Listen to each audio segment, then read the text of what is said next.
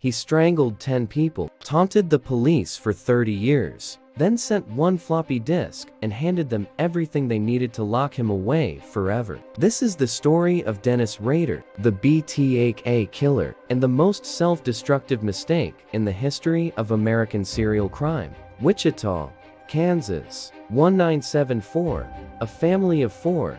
The Oteros were found bound and murdered inside their own home. No forced entry, no witnesses. The killer had simply walked in and walked out. Over the next 11 years, BTK struck again and again. The name he gave himself said everything: bind, torture, kill. He mailed letters to newspapers describing his crimes in chilling detail. Not because he had to, but because he wanted the attention. He wanted Wichita to know he was out there. He wanted them afraid. Then, in 1991, silence. The letters stopped. The killings stopped. Investigators wondered if he was dead, in prison for something else, or simply done. They were wrong on all 3 counts. Dennis Rader had done something far more dangerous than disappear. He became a church council president, a compliance officer, a husband, a father, a neighbor people waved to from their driveways. For over a decade,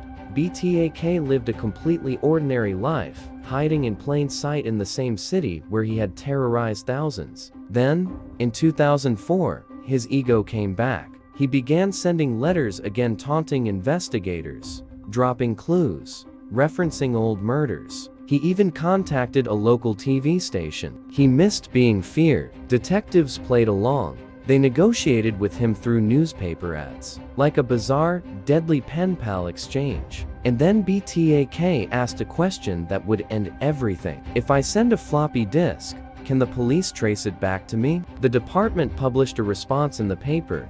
No, a floppy disk cannot be traced. It was a lie. Days later, a purple floppy disk arrived at a Wichita TV station. Investigators ran it immediately. Buried in the metadata of a deleted Microsoft Word document was a single name: Dennis. And the last modified location, Christ Lutheran Church. They Googled it in under a minute. The church council president, a man named Dennis Rader, had his photo on the church website. Detectives pulled his daughter's DNA from a routine medical exam on file at Kansas State University. They compared it to DNA recovered from a 1986 crime scene. The match was 9,000 to 1. On February 25, 2005, police pulled Dennis Rader over on a routine traffic stop. He had no idea what was coming. He was in handcuffs before he could say a word. At sentencing, Rader showed almost no emotion. He described each murder in clinical, detached terms like he was reading a grocery list. The judge gave him 10 consecutive life sentences. He will die in prison. For 30 years,